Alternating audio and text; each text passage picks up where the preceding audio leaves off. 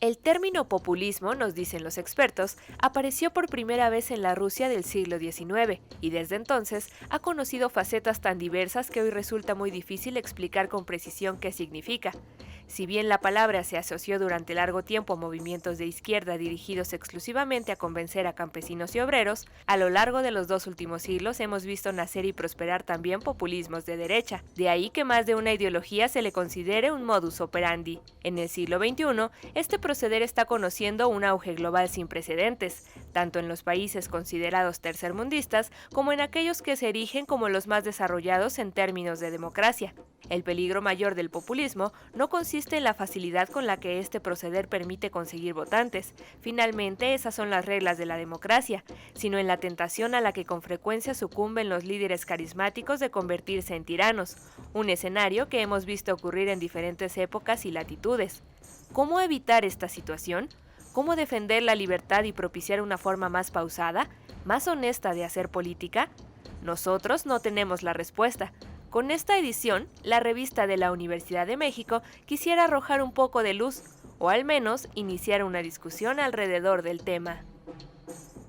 Y enos aquí una vez más en el programa de la revista de la universidad con ustedes. Este mes ya vamos a acabar con nuestro número sobre los populismos. No sé si ya lo tienen en casa, un número fascinante que trata de esclarecer algunas cosas, pero crea también muchas inquietudes en otras. No podríamos esperar menos de un término como populismos en un mundo revuelto como el actual. Por eso hemos invitado hoy a un historiador muy conocido. Ustedes lo reconocerán sin duda, muchos de ustedes. Se llama Jean Meyer, es doctor en historia y es docente investigador en el CIDE, el Centro de Investigación y Docencia Económica.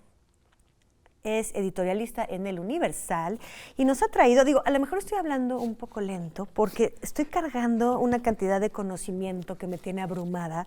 Nos trajo algunos de sus más recientes libros. Él publicó, famosísima La Cristiada, hizo un libro sobre también la Revolución Mexicana, uno sobre Rusia y sus imperios. Con esto pueden ver un poco la magnitud de sus intereses. Tenemos aquí El Profeta del Nuevo Mundo, que me parece que es el más reciente. Este profeta se llama Louis Riel y es de Canadá. Creo que es una historia muy interesante sobre unos rebeldes indígenas, me parece. Mestizo. ¿No? Mestizos. Mestizo. ¿Cómo estás, Jean? Muy bienvenido. Gracias a ti, mucho gusto de volver a la UNAM, a la revista, que yo creo que tengo 40 años de leerla.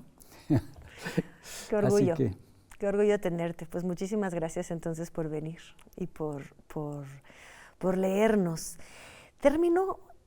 Número populismo. Este término populismo que tan utilizado últimamente, ¿tú dirías que nos ayuda a esclarecer el panorama político o más bien nos crea confusión y revoltura como la que siento en mi cabeza? mira, las palabras a lo largo de los siglos cambian. Eso me encanta. Mi querido Antonio Alatorre siempre decía, soy filólogo, es decir, amigo de las palabras. La palabra populismo viene de una palabra muy noble, del latín, populus, el pueblo. Acuérdate de la famosa fórmula SPQR, Senatus Populusque Romanus, el Senado y el pueblo romano, que era lo que las legiones llevaban en su bandera, el acrónimo SPQR, populismo, pueblo, populus. La palabra aparece en el siglo XIX en Europa, en traducción francesa, de un movimiento popular estudiantil ruso de la segunda mitad del siglo XIX, cuando después de la abolición de la servidumbre, la liberación de los campesinos, se liberan los campesinos, pero no se resuelve el problema agrario, porque no les dan la tierra o no les dan la tierra suficiente. Y en ese momento hay un movimiento romántico, generoso de la juventud estudiantil, que era numerosa, e incluso estudiantes mujeres. En los años 70 del siglo XIX deciden ir al pueblo y se van de huaraches y mochila y pantalón y camisa de mezclilla como campesinos. Los campesinos los ven llegar con cierta desconfianza y no si son ellos mismos que se bautizan así o si es la prensa, pero se habla de los narodniki. Narod es el pueblo, el narodnik es el que va al pueblo y se traduce en Francia por populista. Bien. Segunda aparición política de la palabra, 20 años después, en Estados Unidos, 1890, surge un partido político que se llama Partido Populista, Populist Party, que es un partido agrario de campesinos, de granjeros norteamericanos, arruinados por los bancos, y es un partido, no llega a ser socialista, pero es un partido anticapitalista, contra los banqueros, y la tercera aparición de la palabra es en Francia en los años 20, 30 del siglo XX, pero es una palabra de crítica literaria. ¿Cómo crees? El populismo tiene como santo Émile Zola, Claro, okay. con todas sus novelas, El pueblo, la miseria de los mineros, el alcoholismo, bueno. Y en 1931 se crea en París un premio literario de la novela populista. El premio existe hasta la fecha. El primero en recibirlo fue Jules Romain, Jean-Paul Sartre lo recibió y otras personas, pero el premio existe todavía. La palabra confusa que te preocupa y que motiva el número de la revista de la universidad resurge hace unos 30 años. Y al principio es como, tiene un sentido negativo, Sí. de demagogia y un poco con una idea más bien es un movimiento de derecha que está ganándose de manera demagógica al pueblo y se está pensando en el Frente Nacional de Jean-Marie Le Pen, que se definía como movimiento nacional y popular. Bueno, aquí tienes, digamos, la genealogía de la palabra a lo largo de, si empezamos en 1870, estamos en 2023, pues ya ves que más de un siglo, ¿no? Pero resurgió hace 30, cuando dices que resurgió hace 30 años, con una connotación negativa, para designar un movimiento dirigido por Jean-Marie Le Pen, que es de derecha, Extrema digamos, lo que derecha. se conocía como lo que se conoce todavía como derecha o de extrema derecha, no es tal cual lo que conocemos hoy, porque hoy está juntando populismo, creo que sigue con su carga negativa, aunque sucede mucho, ya que vamos a hablar de la filología y el amor a las palabras, sucede mucha reapropiación generalmente de las palabras negativas por quienes las asumen y las presumen. Hoy en día no falta el que se presume por su populista, pero generalmente se usa todavía de manera denostativa, ¿no? Para denostar a alguien. Y además se usa tanto para líderes de izquierda como de derecha. O sea, tenemos un populista como Maduro que no forzosamente asociaríamos a Le Pen. No, pero mira, si haces la lista de los líderes que hoy en día se califican de populistas, y yo diría, yo remontaría en el tiempo y yo empezaría con Mussolini, claro, antes de ser fascista, Juan Domingo Perón, que el peronismo precisamente en su confusión total, porque el peronismo es capaz de captar desde la extrema derecha hasta la extrema izquierda argentina, para mí sería como el caso ejemplar del populismo de hoy.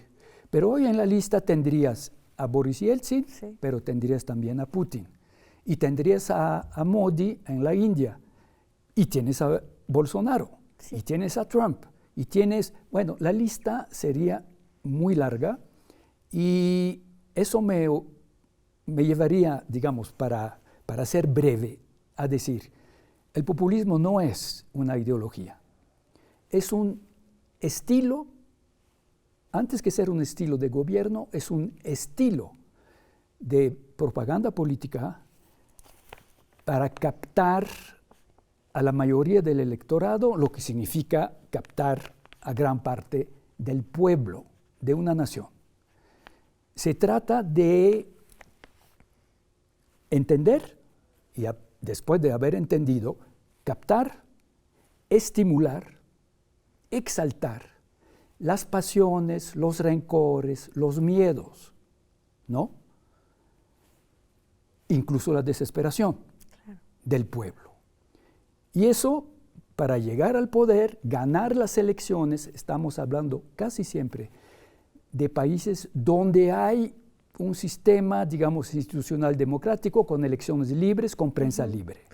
A ver, pero digamos que, si comprendo bien, las candidaturas políticas, todos quisieran ganarse a la mayoría para llegar, y es lo que en unas elecciones democráticas, quien logra convencer a más personas es quien llega al poder. ¿En qué momento esta estrategia política es populista, o está utilizando estas pasiones que tú, dónde está la raya entre hacerlo con ética o, digamos, no llamar, todo el mundo quiere convencer a todos? Mira, la novedad es que eso se da en una etapa de crisis de las democracias. Los partidos tradicionales les gustaría tener el éxito de los nuevos partidos populistas, que muchas veces ni llegan a ser partidos, sino que son movimientos. Y siempre alrededor de una persona. En Francia tú no entiendes el movimiento que se llama La France Insoumise si no hay Mélenchon. Claro, están atados a una figura, no a una estructura. Hay una figura carismática. Es que se abusa mucho de esa palabra, pero hay una figura carismática, Modi en la India, Erdogan en Turquía, Putin lo fue y creo que lo ha vuelto a hacer después de haber pasado por un eclipse. Digamos, él capta la tristeza, el rencor del pueblo ruso que ha perdido su estatuto de gran potencia en tiempo de la URSS, y que busca una identidad nacional, y Putin le proporciona todo esto. Y lo que uno podría pensar como un error de Putin, lanzarse a la guerra contra Ucrania, pues de hecho, pues la mayoría de los rusos sí creen ese discurso de que hay que desnazificar a Ucrania, y de que los ucranianos son unos pobres tontos, en el mejor de los casos, manipulados por los gringos para atacar a Rusia, ¿no?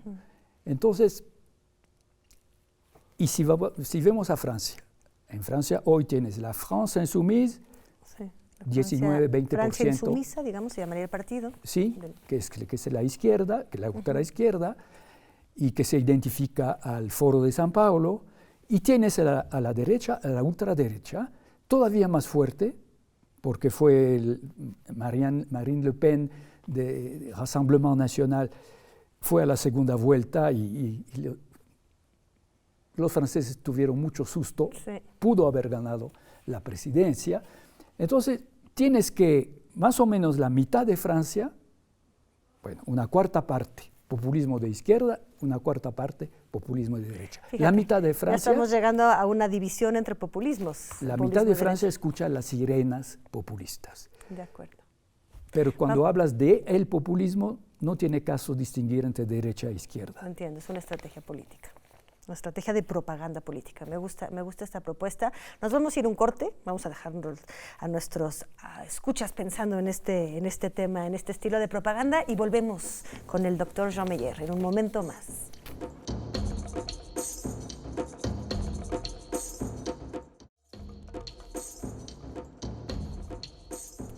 Pues estamos de vuelta en nuestro último tramo de reflexión en torno a los populismos en la revista de la universidad. Estábamos viendo el populismo, para empezar, que ya dividimos entre populismo de izquierda y de derecha, pero estábamos viendo el populismo entonces como una estrategia o un estilo de propaganda política para llegar al poder. Pero me parece que los populistas, cuando están en el poder, también actúan de cierta manera que los deja o que los hace seguirse llamando populistas.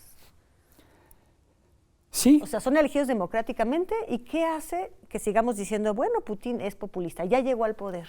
Sí, pues yo creo que incluso ellos mismos, en el momento en que llegan al poder, podrían, con orgullo, definirse como populista. Y sería ya el nuevo sentido, yo no digo que definitivo, pero el nuevo sentido de la palabra que regresa a su origen noble, populista, es del pueblo. Claro. Y teóricamente al servicio del pueblo.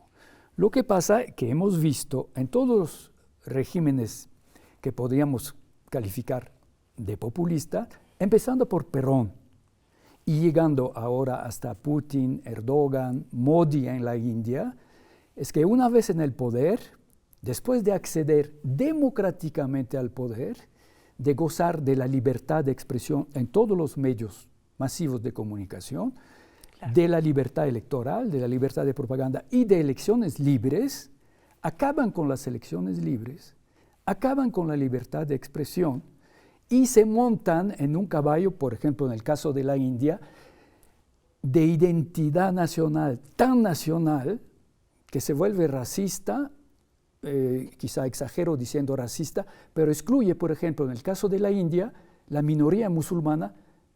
Estamos hablando de 180 millones de musulmanes, claro, hay 1.300 millones de ciudadanos en la India. Erdogan, que llegó democráticamente al poder y que va a enfrentar elecciones en este año, vamos a ver qué pasa, quería durar hasta 23 para celebrar los 100 años de la República de Turquía, ha endurecido el régimen, no al grado de Putin, pero la persecución de la minoría, de la importantísima minoría kurda, con el discurso nacionalista identitario turco, que excluye a los kurdos porque no son turcos, son musulmanes, pero no son turcos. Ese es el, digamos, problema del populismo. Llega democráticamente al poder y acaba con la democracia. Es una vieja historia. Los griegos, Aristóteles ya lo había contado. Con el asunto del tirano. Y la democracia que degenera y se vuelve cacocracia, y entonces el recurso es el tirano. Sí. Publicaste un artículo muy interesante hace un par de años en El Universal.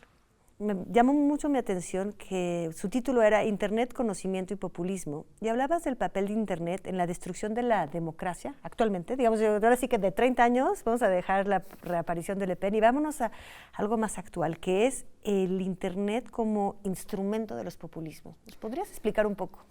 Mira, a lo largo de la historia, hablo de la historia reciente, que para el historiador 500 años no es nada, o 400 no es nada. Pero hubo 3, 4, estamos viviendo la cuarta gran revolución en los medios de comunicación. La primera es la invención de la imprenta. Sí. Sin la imprenta, sin Gutenberg y sus amigos, y la impresión masiva de la Biblia, que pone la Biblia a disposición de todos los que saben leer, y por lo mismo muchos claro. Aprenden a leer. Qué herramienta de conquista, ¿eh? Por eso hay reforma protestante. Y la reforma protestante provocó una revolución política, económica, social, todo lo que quieres. Luego, en el siglo XIX, viene la gran revolución de la prensa. La prensa existe desde fines del siglo XVII, pero era un lujo. Los clubes ingleses se fundan porque se cotizan, y son hombres ricos, se cotizan para tener la suscripción y van a leer el periódico, la Gaceta, a su club. Siglo XIX, la prensa masiva, barata.